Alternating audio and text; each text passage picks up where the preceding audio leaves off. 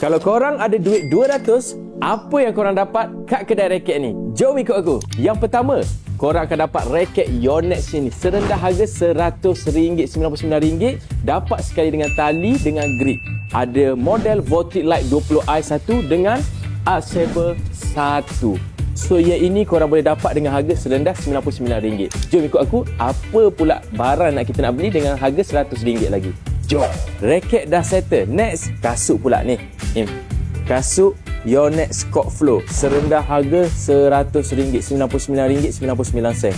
Ada 3 warna. Warna hitam, warna biru, and last sekali warna putih.